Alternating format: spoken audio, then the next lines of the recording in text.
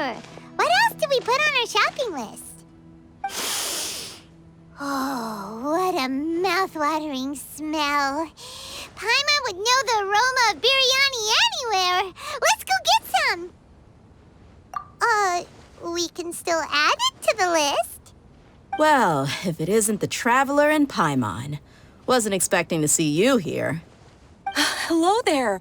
Oh, it's been quite a while. Huh. So you two are still hanging out together. Dia, didn't you say last time that you were gonna head back to the desert? I said I was going to resign from being her bodyguard, not that our friendship was over. We're still the best of friends. The Homayanis also still post jobs from time to time. Their pay is always generous, so me and the other mercs never pass them up.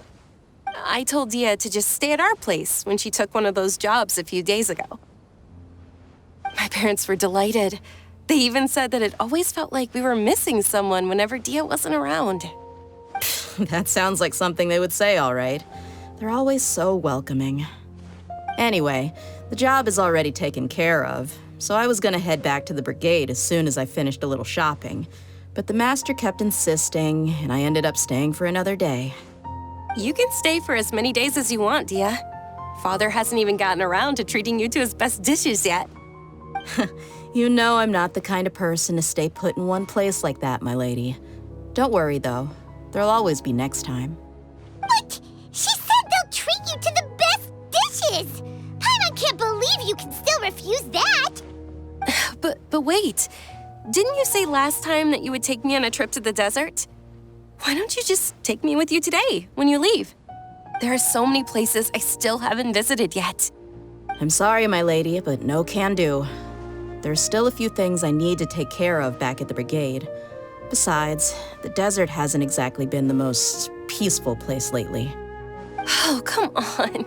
Not this again. That's also what you said last time and the time before that. I know, I'm sorry. Just give me some more time, and I promise I'll plan the best trip ever for you. All right, fine. To be perfectly honest, it's not that I wanted to go, it's more like I feel like something is off about you lately. Ever since you first set foot on the estate a few days ago, you've been acting anxious and even paranoid. Have you been delaying our trip because you've run into some kind of trouble? Nah, are you kidding? You're worrying too much. Would you swear on that? Friends shouldn't lie to each other, you know. I wouldn't pry any further if you're willing to swear on what you just said. But if something really is bothering you, then just tell me. You know I'll help you however I can. Oh, looks like Dunyarzad was onto something. You're too perceptive, my lady. Seems I can't hide anything from you. I just thought that nothing good could come out of telling you about the messy happenings of mercenaries. Knowing too much only leads to more trouble. Mercenary life is a dog-eat-dog world where Mora reigns supreme. Everything operates on a completely different set of rules. That doesn't change anything about what I just said, though. We're still friends, and I can only support you if I understand what's bothering you. My lady, you're not gonna stop until you drag it out of me, are ya? All right, I'll share what I know. Let's go somewhere else first. This isn't exactly the best place for a discussion. Okay, let's talk here. Just try not to draw any extra attention. As you may already know, the Eremites have both a lot of mercenaries and a complex organizational structure. Many mercs are no different than me, just going around looking for jobs to earn some mora. My brigade is called the Blazing Beasts. We're not a large group, but every member is loyal and brave. However, not all Eremite brigades are like mine. Some are willing to cross all kinds of lines for the sake of mora. The most notorious is a faction known as Deshret's Relics. Deshret's Relics? Judging from the name, they must really look up to... Yep, you got it. I've heard that you've already crossed paths with Ain al-Akmar. They're one of the groups under the Relic's banner. Oh, you mean the group that tried to sell us the Divine Knowledge Capsule? Yeah, they weren't friendly at all. Deshret's Relics is composed of many smaller brigades like Ain al-Ahmar. The Relic's headquarters issues orders to all brigades under his control. On any other day, I would want nothing to do with them. Unfortunately, though, the brigade that's stirring up trouble now is none other than Dakan al-Ahmar. Dakan? I think it means beard or something. Believe me, it's a really stupid name. I found it insufferable for years. Anyway, the real issue is that Dakan al-Ahmar is led by my father, Kusela. Say what now? I think I'm starting to understand your anxiety now. But what did they do? I won't go into details, my lady, but they've been involved in a lot of violent incidents. We're talking hundreds. Hundreds? Yep. The scenes tend to be quite gruesome, too. They strip the victims of all their valuables before murdering them. Not only have they targeted merchant caravans and ordinary citizens, but other mercenary brigades as well. That's beyond terrible. They won't even spare their own kind. I don't know how Deshret's Relic sees it. All I do know is that Dakan al-Ahmar has become more and more aggressive over the last few years. If I don't do something about them, then even my brigade or the people of Aru village could become their next target. I just wish I knew what's driven him to do this. Yeah.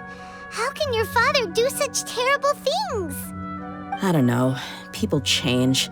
He's always been pretty pathetic. But at least in the past, there were still a few lines that he wouldn't cross. That's setting the bar pretty low. I mean, if he was even remotely decent, then why would I have to leave the brigade and cut all ties with him? He was loud and foolish, with no real sense of purpose. Instead of doing anything useful, he spent most of his time drinking and chasing after women. Of course, the other brigade members were just like him. Their ruckus would go on night after night. Sounds like a nightmare. What about your mother? Did she ever step in to stop them? Unfortunately, I never knew my mother. I'm sorry, Dia. I didn't know. It's all right, my lady. That's pretty common in mercenary circles. Didn't I mention that my father was chasing after women? I was the result of one of those encounters with some random person. He told me that he wasn't sure who my mother was. And in any case, she never came to see me. He'd say, "You'll be fine as long as you remember to stick with Dad." But even then, he left most of the parenting to the brigade. The one thing I do remember is that he used to tell me stories. But the problem was that he had terrible taste. He only knew a few stories, and even those tended to be pretty stale. They were tales of desert warriors defeating dragons in the forest, or stories of mercenaries rescuing princesses from rebel armies. Sounds like your typical fairy tales. More or less, yeah. They were interesting maybe the first or second time around, but after about 20 repeats, they started to get a little dull. He seemed to think those stories were the best things ever, though. He was so into them that he'd call the whole brigade over and make them perform the whole thing as a play. Even the toys he gave me would all be story props. I'd get helmets, shields, and toy swords. It was only much later when I realized that the shows were more for him than they ever were for me. What an interesting guy. Yeah, I've always found him pretty childish, but that was something I could just shrug off. I had no reason to despise him. Until I grew up and learned the true face of Deshret's Relics for myself. Looting, blackmail, violence, and fraud. They not only accepted such heinous acts, they would even openly boast about them. No one in the brigade was any kind of hero. Instead, my father and his cronies were more like the bad guys that needed to be taken down. Did they really think that as long as they didn't do any of that stuff right in front of me, I would never know? I think I can understand your feelings. The difference between perception and reality must have hit hard. Yeah, but don't worry, my lady. It's all water under the bridge to me now. I had a huge argument with my father and left that place behind for good.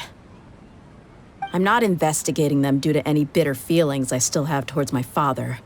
I just want to protect those that are close to me. Yeah, I told the boys to gather as much information as they could. Most of the reports concern violent incidents, but there's also some talk of smuggling. I see. But isn't this investigation incredibly dangerous? It is, but every mercenary lives life on the edge. It's a lifestyle that I enjoy.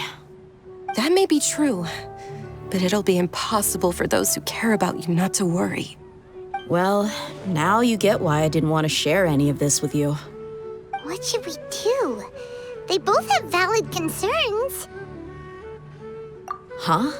But there's no need for you to get caught up in this mess, too. Well, he's super tough, so if he went into the desert with you, then Paimon bets the problem will be solved in no time. I'm inclined to agree. I'd feel a lot more at ease if you took him along to help. I'll wait for news from you in the city until then. Please, stay safe. I'm honored that you care so much for me, my lady. All right, then let's get moving. Our first stop will be Caravan Rebot, where we can catch up a bit with my fellow mercs.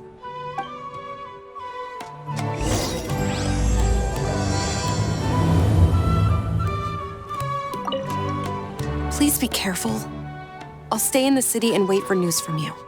Just don't do anything reckless, all right? Hey, Dia, you're back. Are these two friends of yours?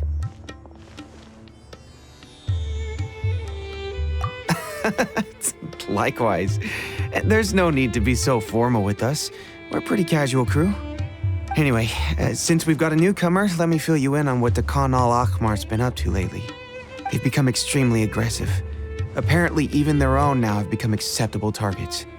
They even attack other relics brigades, just the same as any other mercenary brigade. Even the most ferocious beasts still protect their own. And it sounds like they've thrown that straight to the wind. That's right.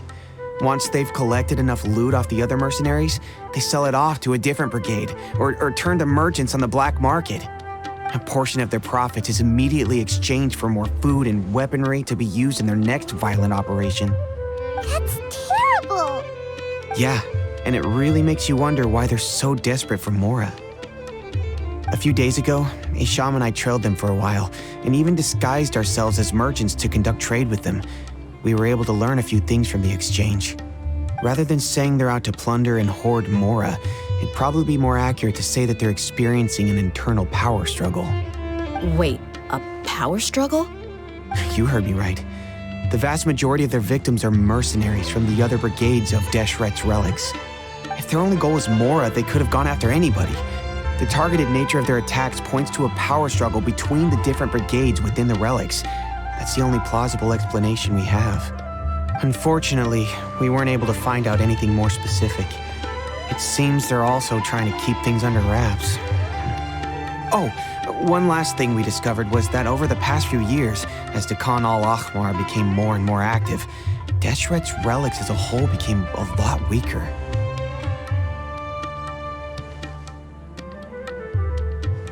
It sounds mighty strange to me, too. Haroon, you can leave the rest of the investigation to us.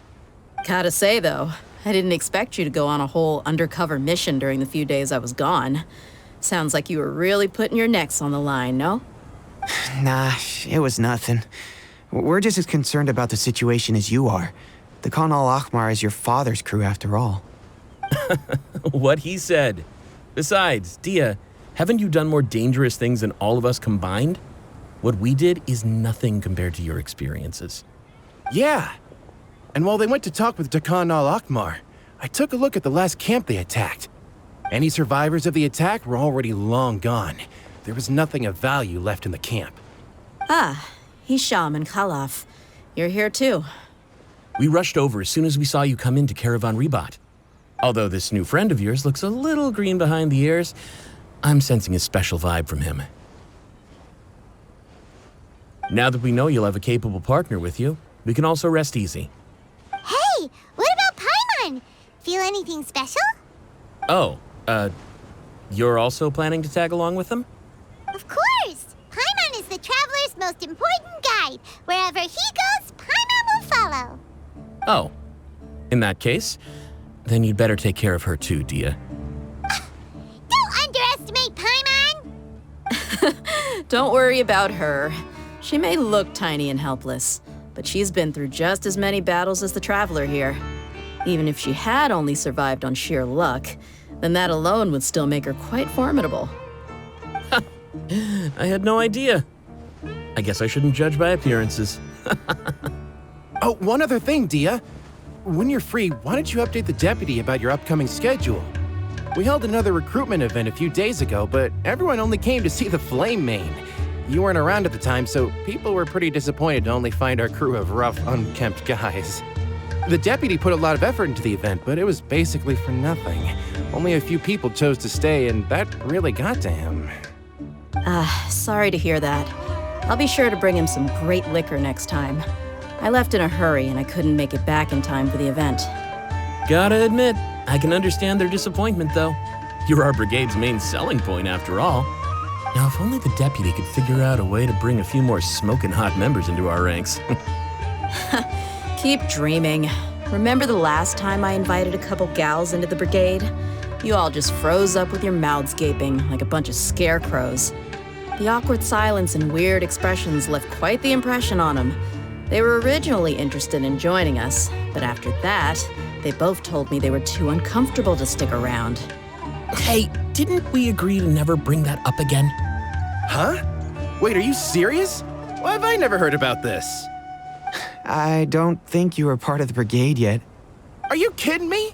I missed a once-in-a-lifetime moment like that and you weren't even gonna tell me? All right.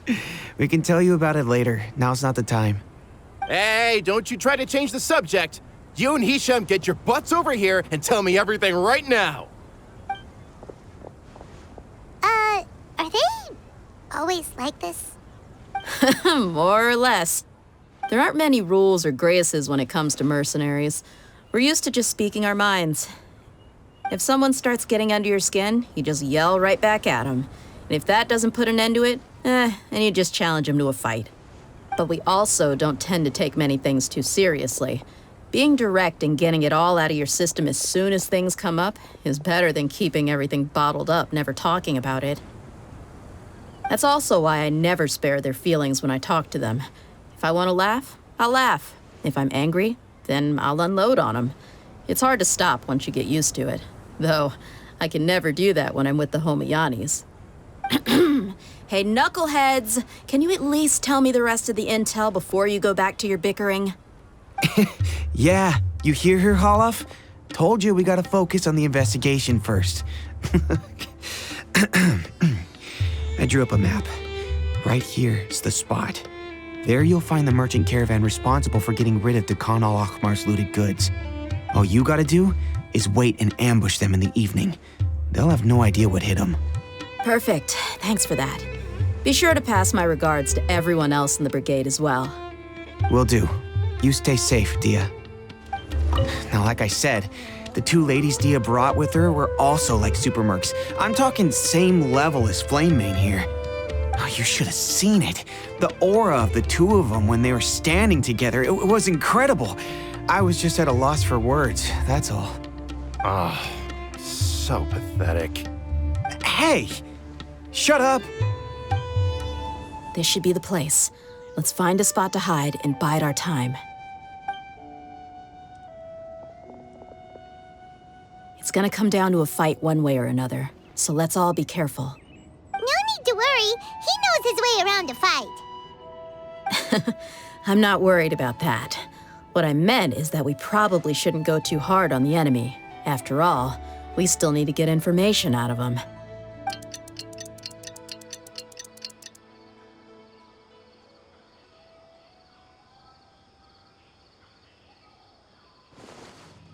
Here they come. You ready?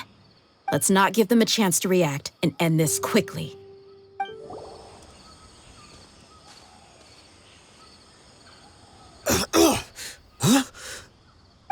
You're the Flame Main. Good. That saves me an introduction. All right, time for a little talk. Are you buddies with Dakan al-Akhmar now? tell me, what are they after? You know the code of being a mercenary just like everyone else. The first rule is to never divulge key information about our employer. What makes you think I'd talk? That might have worked on an amateur, but I know you're just looking to protect your reputation. Think about it, though. What's your reputation worth if you won't have the other tools you need to succeed in this line of work? Tools like, I don't know, your limbs or eyes? You've got 5 seconds. You might want to think twice about how much your employer's information is worth to you. Whoa! I'm not joking around. We can do this the easy way or the painful way. 2 seconds! I'll save you the trouble.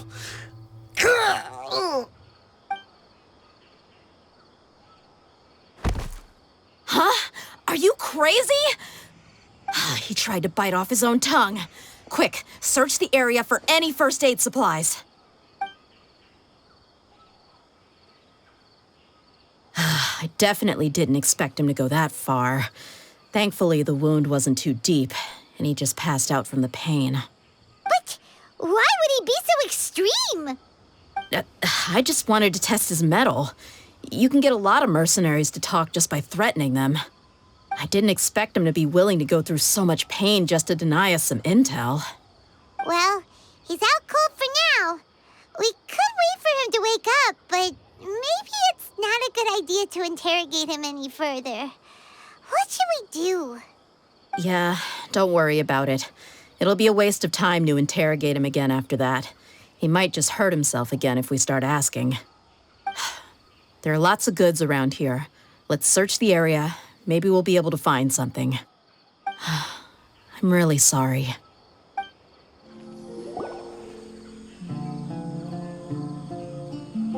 We found a piece of paper with a bunch of names on it. Maybe it's a record of something. Let me take a look.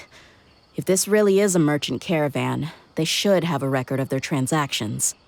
Yep. I see an entry for Dakana Lakmar right here. Kusela, Idrisi, Bashar, and Takriti.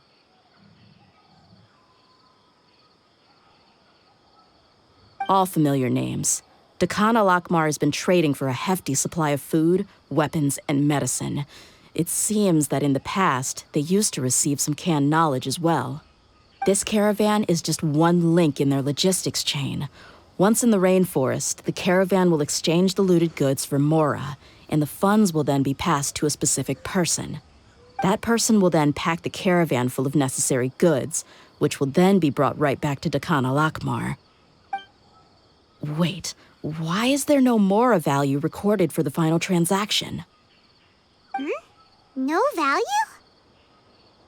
Yeah, every transaction before the last one was marked with an exact amount of mora, but the final one, where they paid for everything to be brought back to the desert, was simply marked as delivered.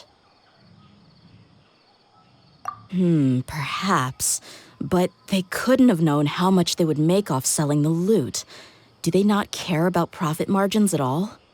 Anyway, the next part's the records of the goods themselves. There are a lot of entries. Everything was probably sourced from the rainforest. Huh? What's wrong? Shahzaman Homayani? Homayani? You mean Dunyarzad's family? Could it just be another family with the same last name? I'd be surprised to find someone with the exact same first and last name. Shahzaman Homayani is Dunyarzad's father and the head of the Homayani family. Just what the heck is going on here? I'm sorry, you're right. I'll consider what we found and not jump to conclusions just yet. But what this piece of paper confirms is that the Homayani family has been providing goods to Dakana Lakmar. What if the Homayanis have been kept in the dark and don't know they've been trading with Dakana Lakmar?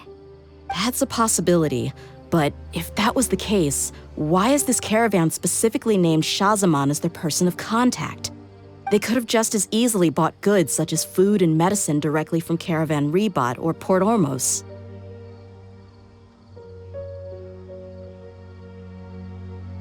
Yeah, funding violence and looting. The brigade gets the goods, and he is paid the proceeds from the sale of the loot.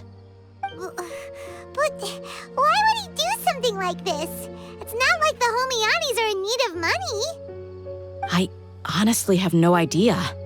I've been to their estate many times, and I've never noticed anything suspicious.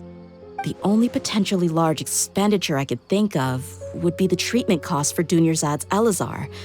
Maybe they borrowed a lot of Mora in the past, but that's still just a speculation. I don't think the Master would stoop so low to make Mora. You're probably right. I know my lady's personality, and she wouldn't deliberately keep something like this from us. But what should we do now? All we found is just another mystery.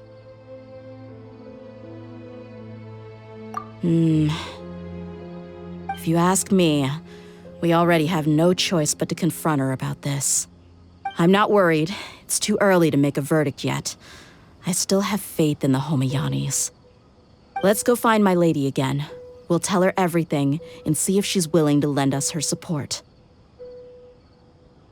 If we're lucky, we can not only figure out the mystery of this paper, but also follow the trail of breadcrumbs to the people responsible at Dakan al-Akmar.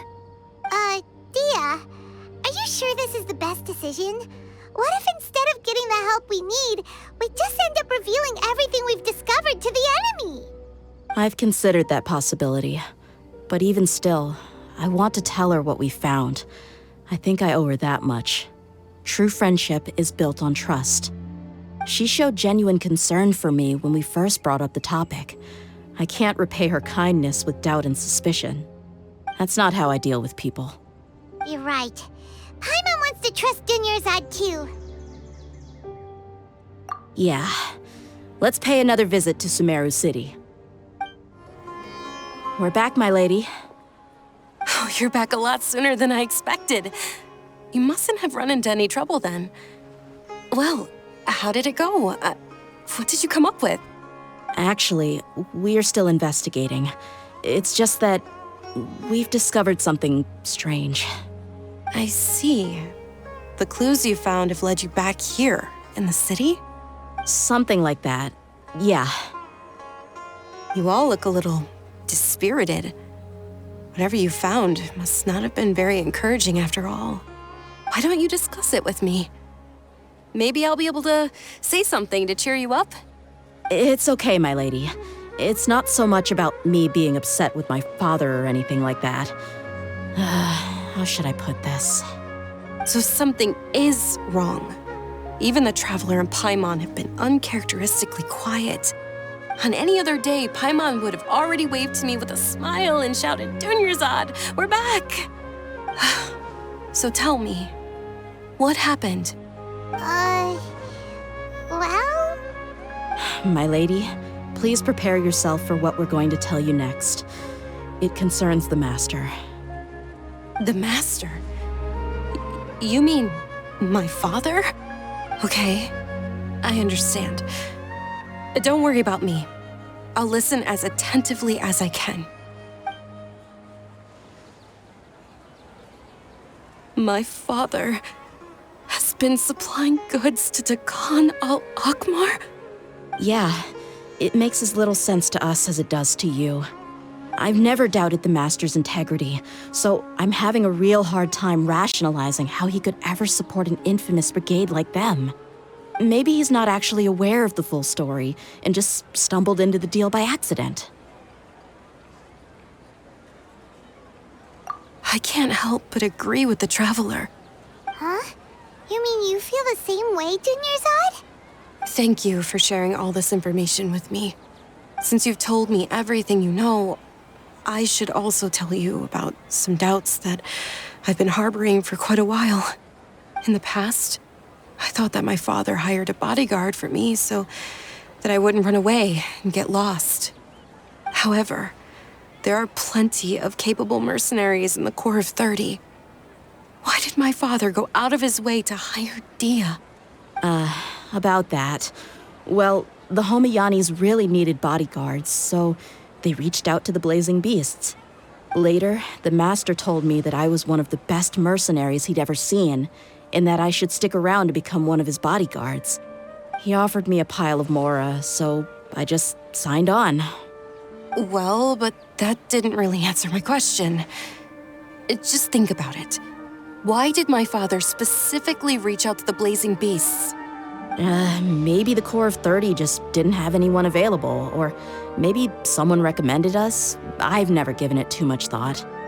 I think I get what you're saying. You think none of this was a coincidence. Precisely. At first glance, nothing seems strange or out of place. But there are many parts of the story that don't actually make any sense. If my father had always been in contact with the Khan al-Akmar, then it would make sense for him to bring Dia into our house. You mean the goal all along was to get Dia to be your bodyguard? No, that's too much of a stretch. I cut all ties with my father a long time ago. He has no control over my life anymore. But that still doesn't rule out the possibility that your father has still been trying to influence your life without you knowing. So, the Master was not likely an innocent victim in all of this? Sorry we put all this on you so suddenly, Dunyarzad. It's okay, Paimon. I should actually be thanking you. Regardless of his reasons, if my father has truly been funding a violent group of mercenaries, then it's my duty to bring him back to reason. But is that really the right thing to do?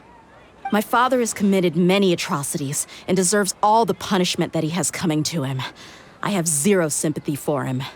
You may call me an ungrateful child, but my feelings will remain the same. However, the Homayani family has treated me with nothing but generosity and kindness. If we decide to investigate this further, we could end up implicating the entire Homayani family. I would be biting the hand that's fed me over all these years. Dia. It's all right, Dia. If anyone were to ask, you could always just say that I'm the one who instructed you to get to the bottom of this. You don't have to do that, my lady. I'm not conflicted because I'm afraid of taking responsibility. Besides, you're the one we should all be worried about right now. Hey, it's still too early to give up hope.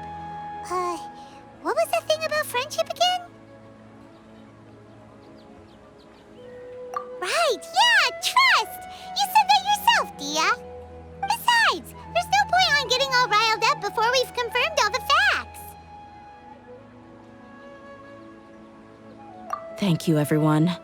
That makes a lot of sense. I guess I should always remember the trust that I've placed in people. In which case, my lady, could you ask the Master to come out and have a chat with us? Sure thing. I also hope he'll be able to give us a logical explanation. Let's meet at the usual place then. Usual place? Ah, right. Thank you for coming, sir. Please allow me to introduce these two. This is the Traveler, and next to him is his travel companion, Paimon. Yes, my daughter has mentioned them from time to time. It's a privilege to finally meet them in person. But we may skip all the pleasantries for now. What is the important matter you wish to discuss with me today? Well, we wanted to bring this transaction record to your attention. There's something on this record that we're all pretty curious about. So, that's what you found? Huh. Seems like I can't keep everything from you much longer. If you wouldn't mind, we'd like an explanation. Well, it's a long and difficult story. And to be perfectly honest, I'm not sure if I'm doing the right thing. What I do know, though, Dia, is that the truth will bring you no solace. If anything, it will likely cause you a great amount of anguish. Wait, me? Yes, I understand perfectly why you came to see me. And I am touched by your collective commitment to do the right thing. But knowledge always comes at a price. And sometimes, as they say, ignorance is bliss. Your father, Kusela, and I both believed that. Of course, you have the right to seek and learn the truth, but I must warn you. The facts of this matter may reduce everything you've built for yourself into sand, blowing in the wind. If you must proceed, then Kusela's heartfelt efforts will also fade into the wind like a fleeting mirage. His heartfelt efforts? I'm sorry, sir, but I'm not sure I follow. I've made it this far in life without a single drop of my father's support. I have my own ideals and ways of looking at the world, as well as people and causes that I've chosen to cherish and fight for. None of these things have anything to do with him. I came here today to support you as the head of the Homiyani family. No warning will change my stance on that. I understand. Then let me tell you a little story. Our family once needed to take a trip to the desert when Dunyarzad was just a baby. Along the way, we were attacked by bandits. They had superior numbers and quickly overpowered our bodyguards. When all seemed lost, a group of passerby Eremites lent us their support. Those Eremites were Kusela's brigade, Dekan al-Ahmar. Kusela's men told me that the attackers were Eremite mercenaries, just like themselves. I was shocked. Why would Dekan al-Ahmar go so far to save us and not spare the fellow Eremites? Kusela was grinning and walked over to play with baby Dunyarzad. She was startled by his unfamiliar face and nearly started crying. Really? I never knew. He said that he had no particular reason to help us. He just took pity on us because he had a daughter about the same age. We started talking about our children, and I sensed that he was a devoted father. To repay his kindness, I hired his brigade to help out at our estate for a time and offered everyone generous remuneration. So, that's what happened. It was many years before I saw him again. I almost didn't recognize him the next time he came knocking on my door. The man I knew to be strong and healthy had been reduced to a shell of himself. He couldn't even walk anymore without his cane. So, what happened to him? He was perfectly fine when I left the brigade. I'm not too sure myself. The only thing that didn't change was his cheery disposition. He said there was absolutely nothing to worry about and that he had gotten into a fight. That was all. He then suddenly asked me if Dunyarzad, now that she had grown, would need a bodyguard of her own. At the time, Dunyarzad was going through a particularly severe bout of her Elazar. There was no need for her to have a bodyguard when she could barely leave the house. But he kept coming back to the topic. Come on, it never hurts to be safe. How do you know a bodyguard won't come in handy one day? I was completely lost at first, until he recommended the Blazing Beasts, and in particular, a mercenary named Dia. So he was the one who recommended Dia to you. Indeed. He didn't say it out loud, but it was clear that he saw Deshret's relics as an evil group who would eventually corrupt every member in their ranks. He was already beyond redemption, but he hoped that he would be able to detach his daughter from the vicious world of mercenary life. If Dia could stay in my house and keep working as a bodyguard, then gradually her affinity for the desert would decrease, and she'd be able to leave her previous life behind. And that's why you offered her such generous compensation? Yes, but not just because of that. From the moment that he asked me for that favor, I also began to see Dia as my own daughter. And that's also why I tried to persuade you to stay when you asked for permission to leave. I was willing to spend however much it took. Kusela saved my daughter and I all those years ago in the desert. I could never refuse him entrusting his daughter to me. He was always like that, acting like he's oh so smart and self-righteous. Kusela said that he'd reimburse me for a portion of Dia's fees. I refused to take any mora from him, but he'd always send me funds anyway. Eventually, I just accepted them as a token of his gratitude. And that went on for a while until I received another letter from him a few years ago.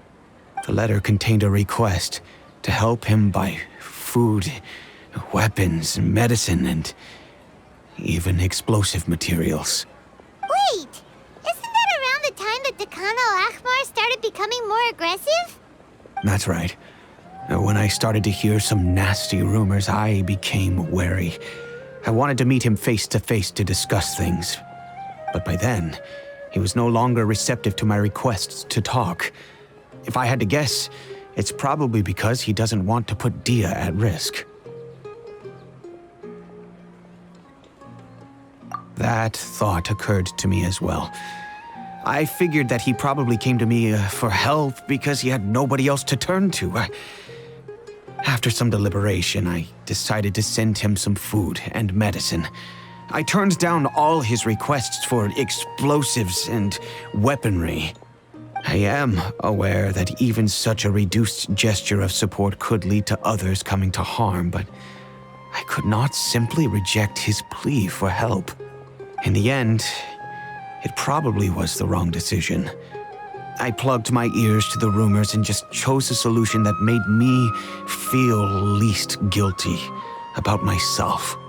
If you can, please tell me where he is now. None of the things he's doing right now make any sense if he's just trying to keep me from getting tangled up in his world. If all he wants to do is steer clear of me, then maybe he shouldn't have brought me into this world in the first place.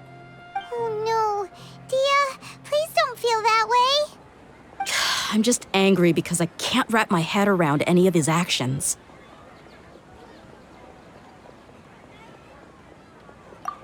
I don't know. I really don't know. I don't think I can do it. But I guess you do have a point. We haven't uncovered the whole truth yet. We still need to figure out his exact actions and reasoning for these last few years. I'll do my best to help.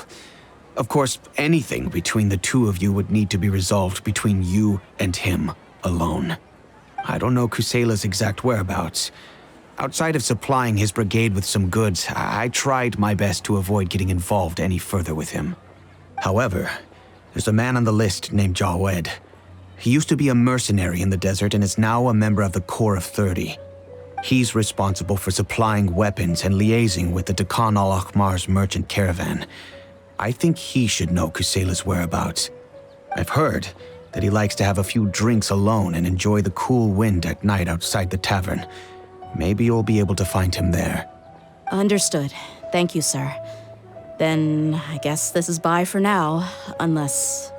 I'll stay and be with my father here. To be honest, I'm still a little dazed and haven't finished processing everything quite yet. My father has indeed done something wrong, but if I think about it, I'm also not sure if there was a right way to handle this problem. I feel like our only course of action is to turn everything we know over to the Corps of 30 and let them render judgment. Yes. I am prepared to accept whatever verdict they choose. It's time to face my mistakes. Huh? Who are you guys? I know what you've been up to. Smuggling weapons to violent brigades in the desert while working for the Corps? Pretty bold, if you ask me. Shh! Keep your voice down. How do you know all that? Come with me. We should take this elsewhere. I'll be happy to talk things over once we're somewhere private.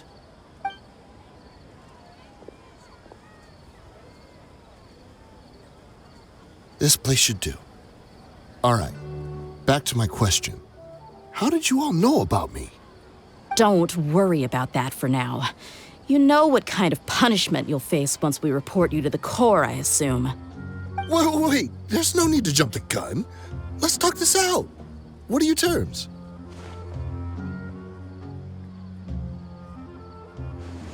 So what's in it for you anyway, Mora?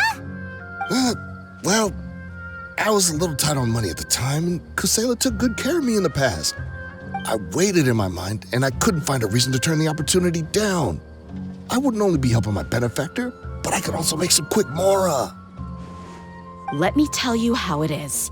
We're investigating Dekhan al-Akhmar, and we're gonna put an end to their operations.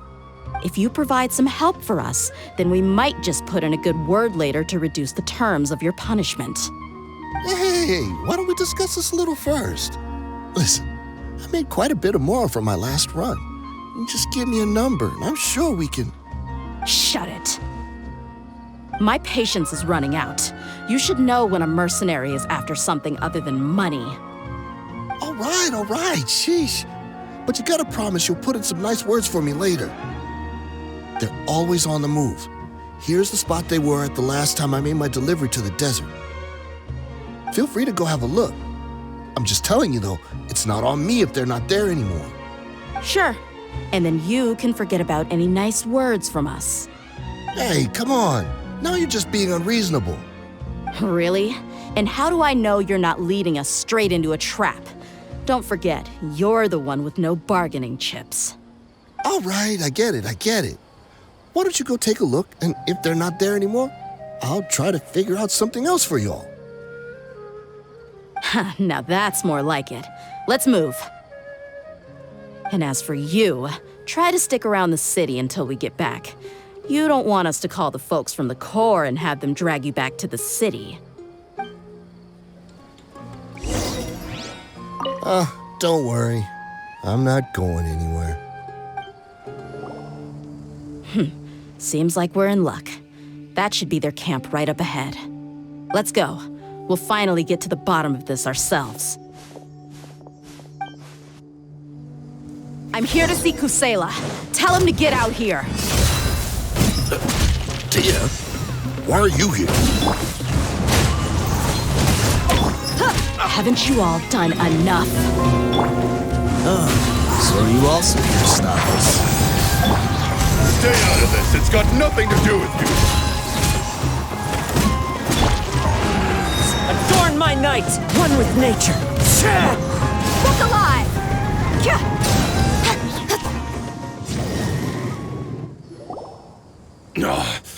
She's so strong. Enough fighting. We all know each other, and I don't want to take things too far. Just bring Kusela to me. There's no use hiding him anymore. Did you understand a single word I just said? Or do I need to bash your skull in some more? All right, everyone, let's all just calm down for a second. Dia, the boss can't come out and see you anymore. He died a long time ago. What? Seems like you've been out of the loop for a while. Guess that's for the best, though. At least, that's what the old man wanted. When did he die? What happened to him? A few years ago, Kusela broke up Dakan al-Ahmar and went to the Deshret's Relics headquarters by himself. So is that when you guys started acting up? We would prefer to call it taking revenge. Every last person in Deshret's Relics must pay in blood for what they did. Let me start from the beginning. Dia, do you know how the head of the Relics maintained order internally?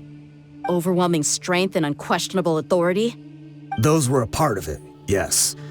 But just those on their own weren't enough. They had another tool at their disposal. They called it a person's record.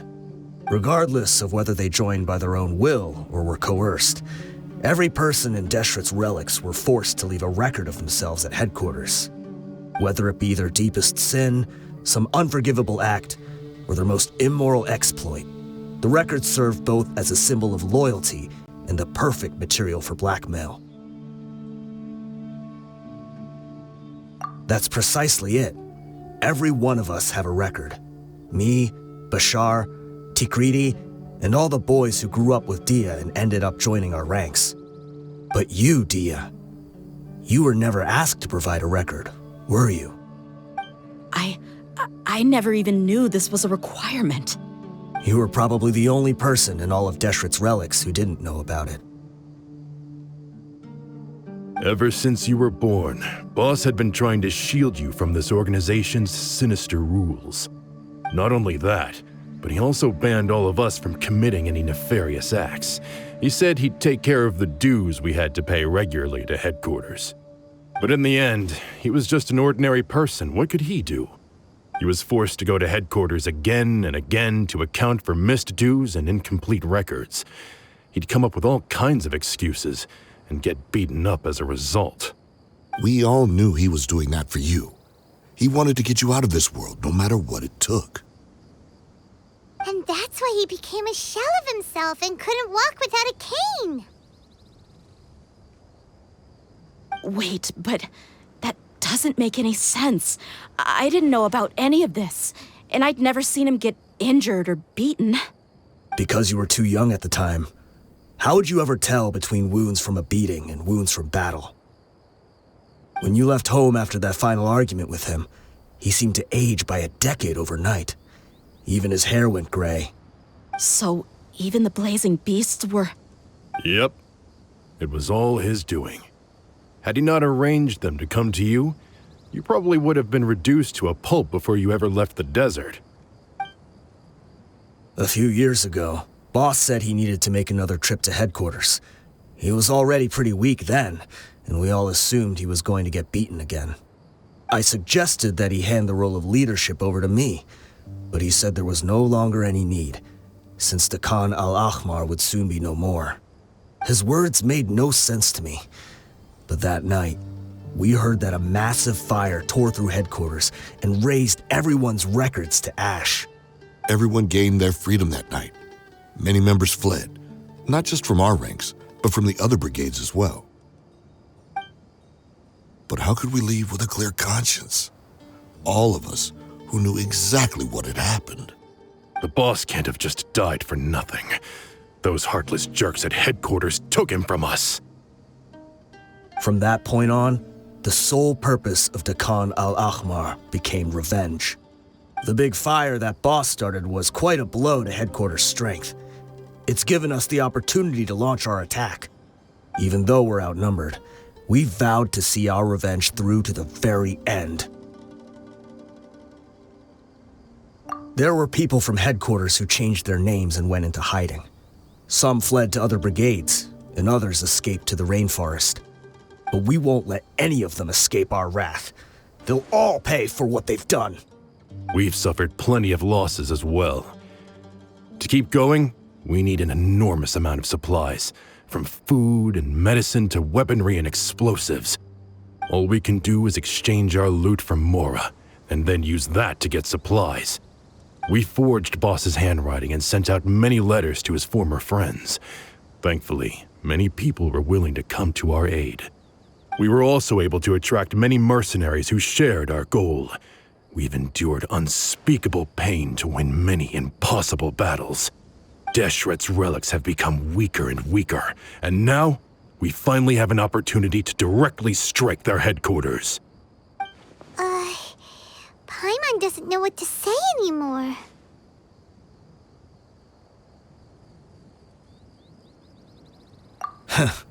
We do know right from wrong, but we were sinners from the very beginning. We do not deserve the freedom that the boss won for us with his life. Boss always loved his old-fashioned hero stories. Those tales about sacrificing yourself to save the world. We used to always laugh at him for it. But in the end, he really went and lived those stories out himself. As for me, I never considered myself a hero. We're all the lowest of the low. We have no right to even imagine such an existence. But maybe those hero stories he liked foreshadowed everything that was to come. The spirit of the hero touched all those he had saved, and more people joined his cause. Maybe we were all just acting along with the play in the beginning. But as we acted the parts and recited the lines, we were drawn in. And now, we want to see the story through to the end. I'm sorry, Dia. I know you always found us insufferable ever since you were young. Just think of this as a madman ranting. I'll go with you. Huh? Dia? You want to go with them? I grew up with these guys, and I know they're not bad people. It's just that some situations get so bad that it's difficult to tell good from evil. All I know is that Deshret's relics must be destroyed. Furthermore, I want to go see the place for myself. I want to know if my father is still there. I know you don't want to get involved in this, so there's no need for you to tag along. I can do this on my own.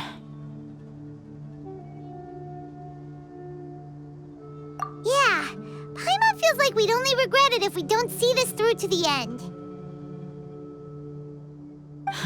Thank you. We'll be a lot stronger together with you. I bet Boss would lose his mind if he ever knew you'd join us at the very last moment like this. Considering all the losses and injuries we sustained, we can't afford to turn down someone as powerful as you. He can think whatever he wants. But the fact is, I owe him this much.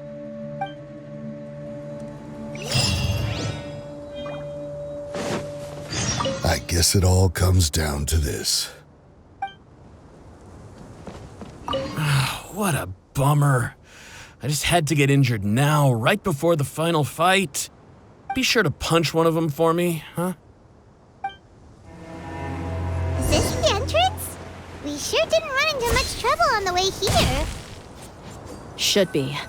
I don't think they have enough manpower left to post guards and defend their perimeters. Wow. Paimon didn't expect it to look like this on the inside. They should all be holed up in here. Don't know how many people they've got left, though. Who cares? We'll round up all of them. Still, we should be careful. Even if they've only got one shot left, it could still take us out. Yeah, we'll know what they're really capable of once we've landed some hits on them. Deshret's relics may have been a force to be reckoned with before, but their name means nothing now. Yeah, they don't stand a chance with you here. I'll take the lead. I've been here once before.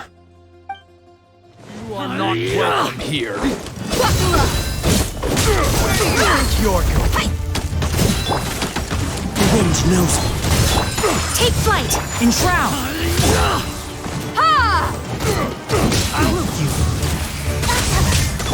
Let's get it on! You on this one. This way, follow me. We're almost there. Wait!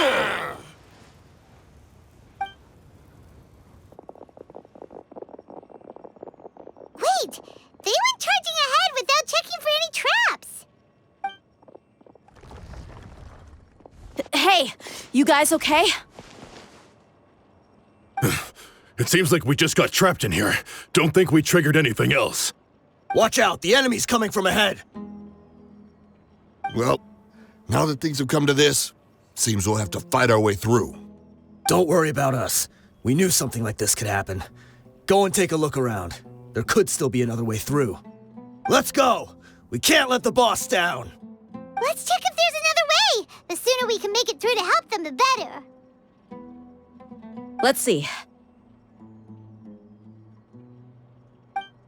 I think I see a way through over there, but it's being blocked by something. Let's try our luck with that mechanism. Okay, let's go!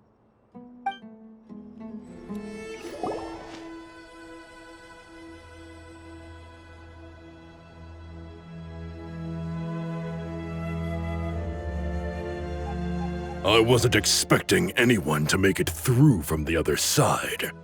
But as a desert dweller, I suppose we should be used to our folks defying all expectations. Don't waste your breath. You have nowhere to run. Run? Had I wanted to run, I would have fled 1,000 times already. I witnessed the golden age of Deshret's relics. Even if I could leave this place behind, all that awaits me now are endless days of humiliation and ruin. Even now, my brothers and I still believe in one thing. The greatest should never live to remember their fall. So you want to go out in a blaze of glory?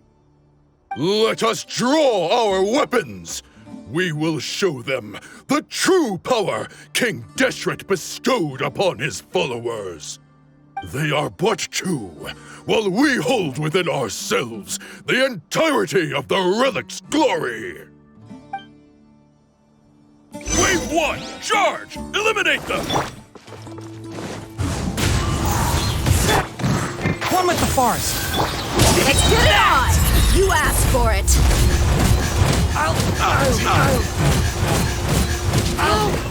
Don't think that you've won. We're just getting started.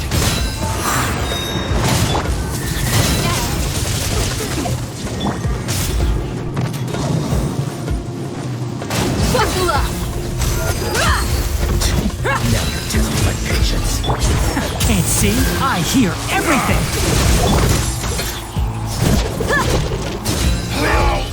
King Deshret will not abandon any one of his followers.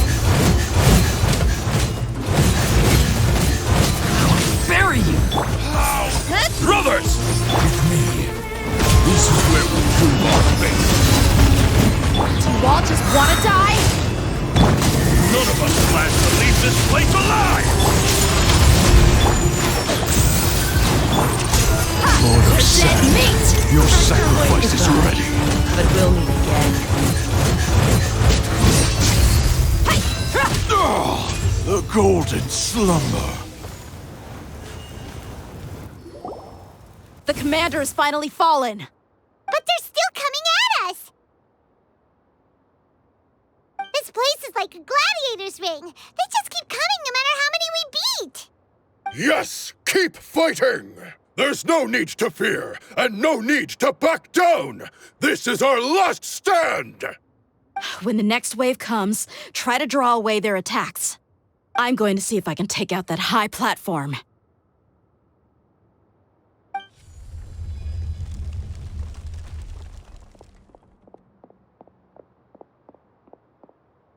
Get out of my way! Come and face me, Michel! Ugh, so they've broken through the front as well. Apologies, Lord Michal. They fight like absolute madmen. No matter how much we throw at them, they just keep coming for more.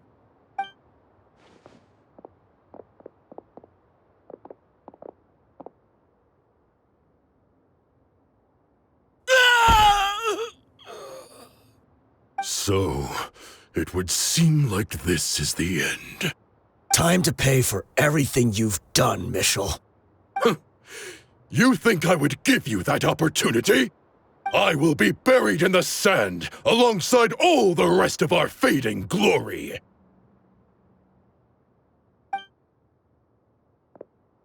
Hey, wait!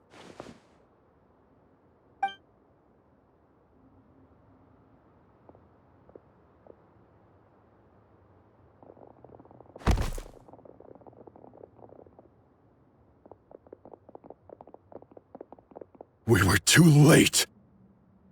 It's over. There's no more need to fight. But if you're still going to cling on to your so-called mercenary's pride, then I'll give you all a good beating as well.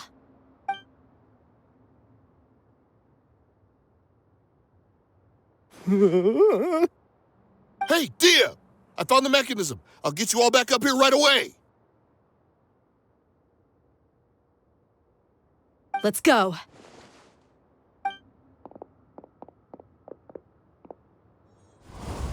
Who are you filthy rats? And why are you always pestering us? You call yourself a member of the infamous Deshret's relics, and you still can't even tell who's made it all the way to your headquarters? Who knows what intent a bunch of rats may have? We try to catch a couple, and you all just show up on the other side instead. How are we supposed to figure out what you're after? Hey, have you ever heard of a man by the name of Kusela?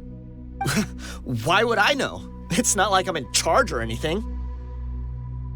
This is your last chance to talk. Hey, I said I don't know anything. I'm just an average member here. I'm telling the truth. If you're here to find someone, why don't you look through the records yourselves? Who can remember every name and face with so many people coming in and out every day? The irony.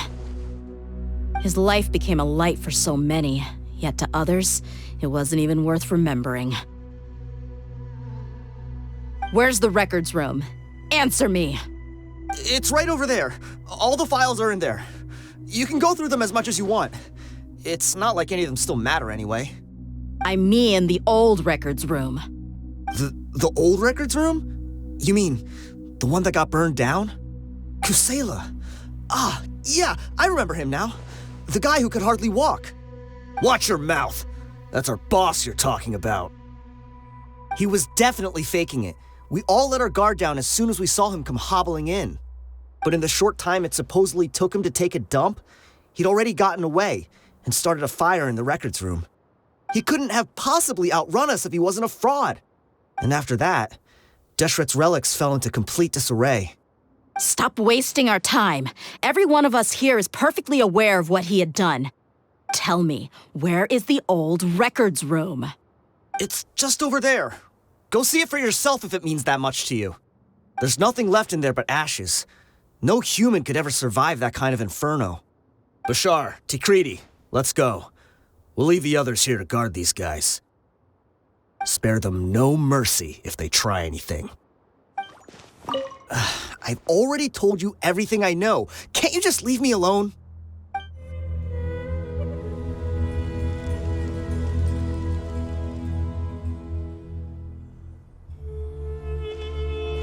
So, this was his final destination. How did he do it? Getting past all the guards with a limp and sneaking in here to start a fire? If he was nimble enough to do that, then he must have been able to get out of here after starting the fire, right? Tia. I'm sorry. I know it's just wishful thinking. Let's look around. Maybe we can find something that's been left behind.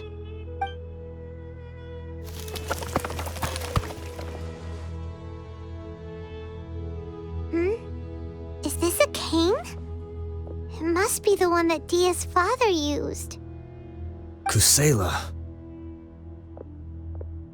Thanks for everything, boss. We're fortunate to somehow find that cane after that fire. Let's split up and look around some more. What if something else has been left behind? But what else could survive a fire like that? Huh?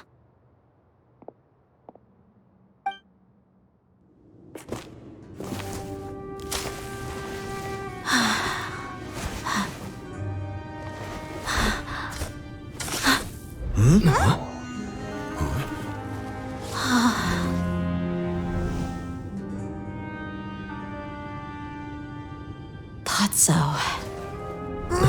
Wait! Isn't that the toy sword you played with as a child?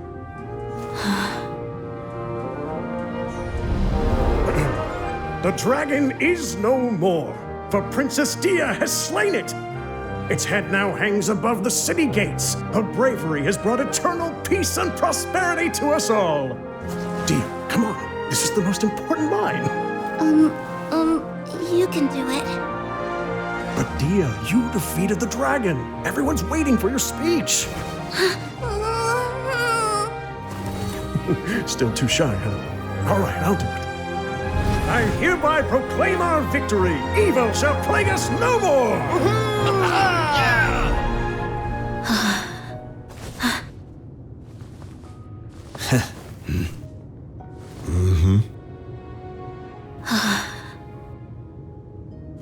I hereby proclaim our victory.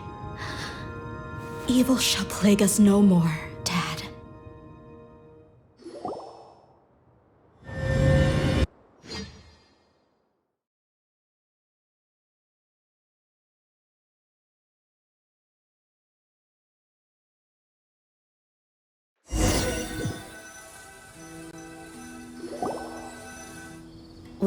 What's this?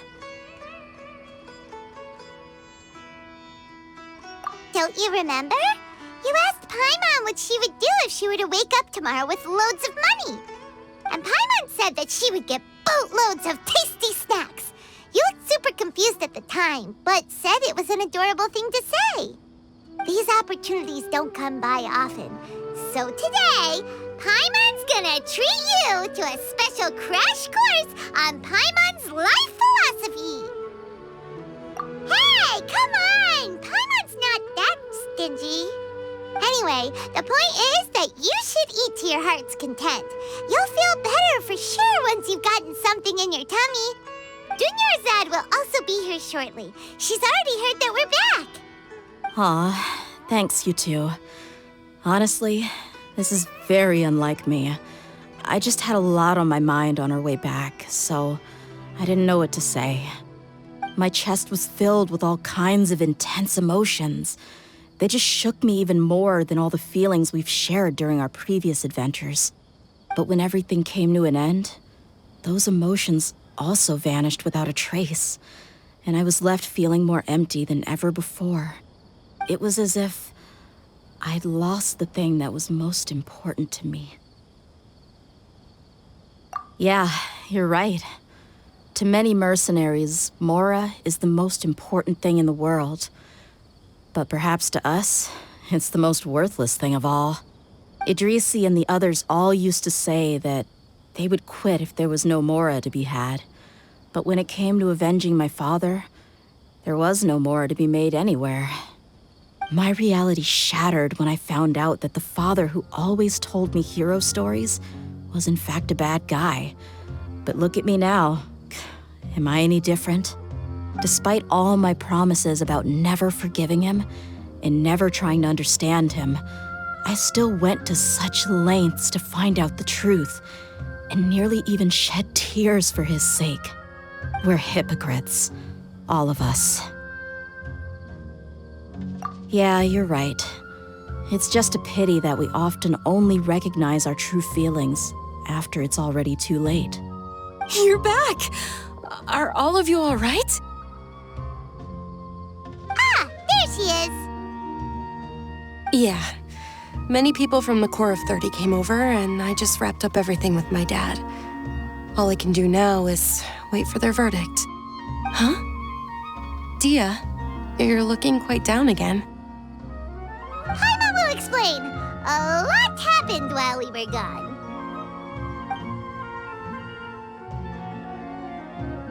I'm sorry. I really should have controlled my emotions better. I just... It's all right, my lady. You were hurt by all of this as well. Truth be told, I'm starting to feel a little guilty watching you cry like this.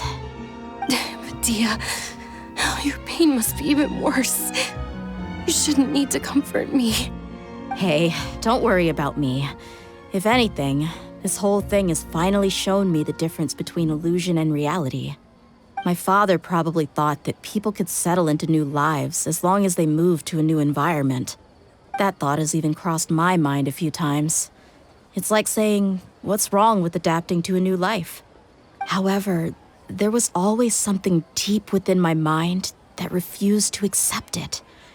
This impulse brought me great turmoil, and even made me feel ashamed for turning my back on your father's kindness. But now that I consider it again, it all makes sense.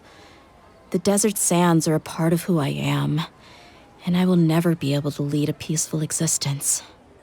I understand how you feel. That doesn't mean I won't be making any changes to my life, though. As an example, I'm now thinking about taking on some small odd jobs. It's just like Idrisi said. I also want to catch up to my father and become a character in his play. Even if the ending of the story may be childish and ridiculous, it won't really matter. Isn't that neat, though?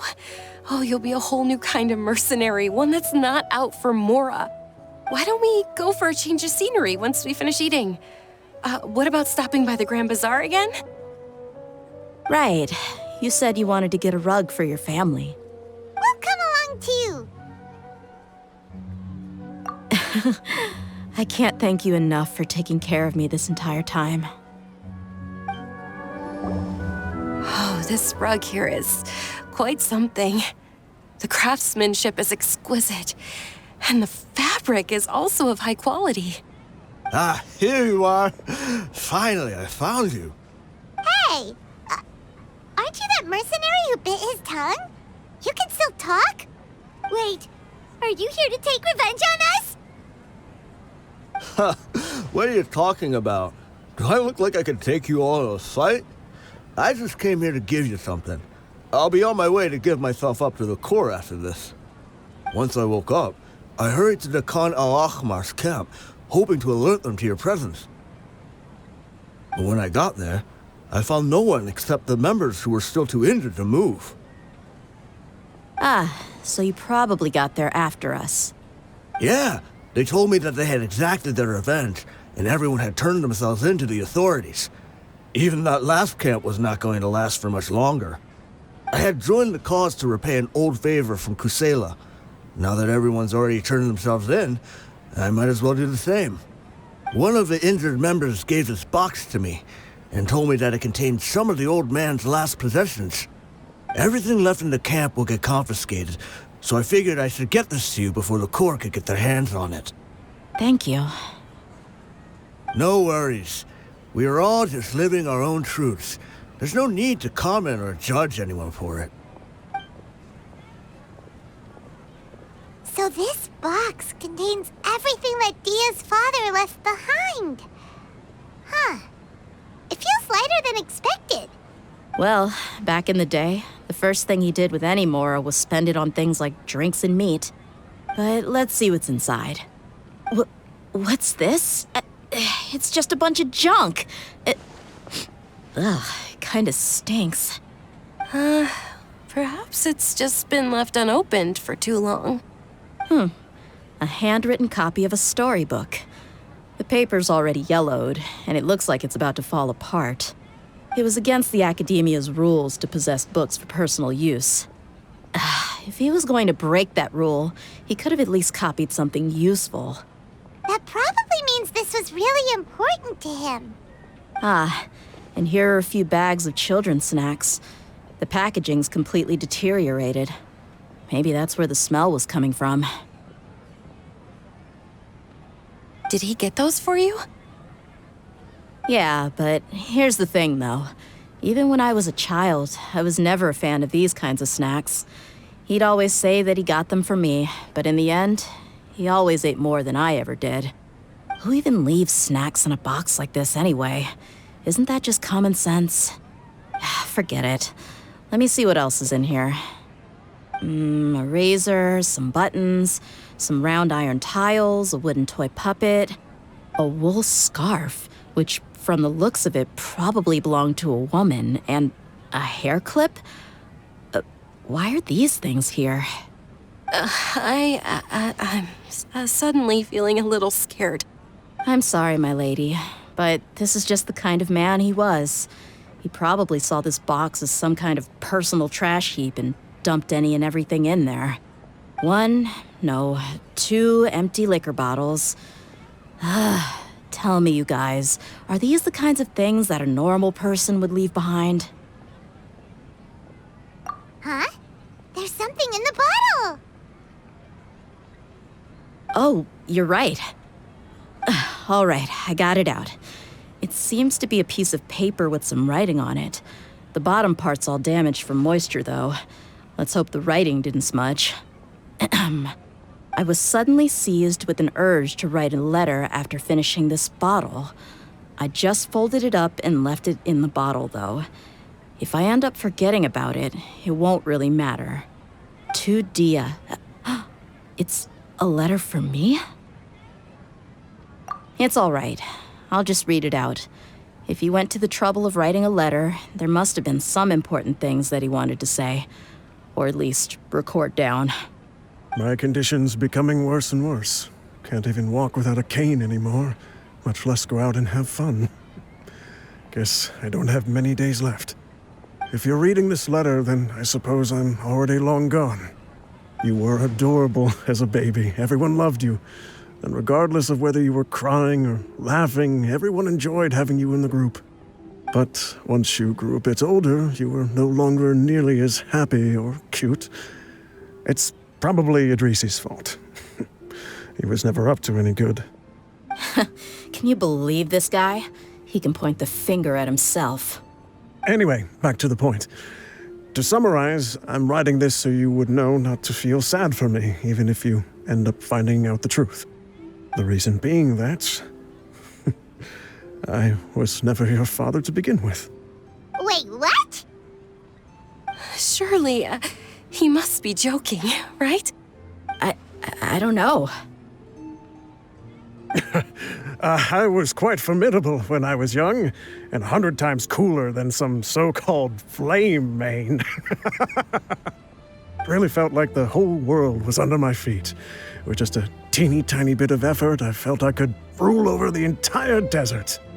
But as fate would have it, I went out into the desert for a drink one day and discovered a baby in the sands. It was you. You were just lying there, small and helpless, You were so tiny that if the wind blew for just a little while longer, you would have been buried forever. But your cries were so loud they made my head hurt. Now that I think of it, you really were a bundle of energy. Sounds like he's serious. I told Idrisi and the others that I had slept up with a woman while out and about.